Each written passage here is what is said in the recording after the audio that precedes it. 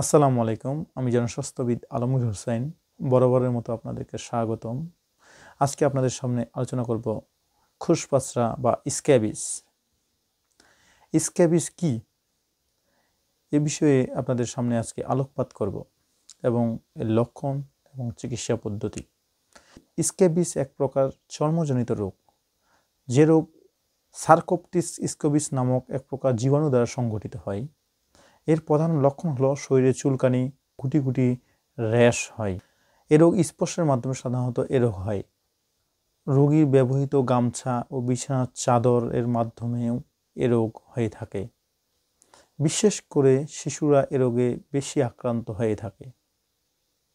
প্রথমবার আক্রান্ত হওয়ার পর একজন ব্যক্তি 2 থেকে 6 সপ্তাহের মধ্যে আক্রান্ত হওয়ার সম্ভাবনা থাকে এই স্ক্যাবিস রোগে।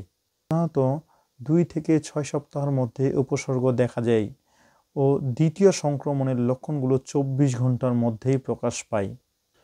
এই উপসর্গগুলো শরীরের বেশিরভাগ অংশে, যেমন কবজি, আঙ্গুলের ভিতরে বা কোমরের আশেপাশে হতে পারে। রাতের বেলায় চুলকানির তীব্রতা থেকে তীব্রতা বৃদ্ধি পায়।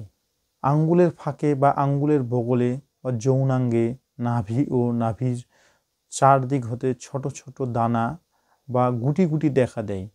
তবে এই গুটিগুলো মুখ, মাথা বাদে সমস্ত শরীরে দেখা দিতে পারে। গুটিগুলো প্রচণ্ড চুলকায় এবং রাতে বেশি হয়। স্ক্যাবিসের জন্য কোনো ধরনের টিকা আবিষ্কার হয়নি।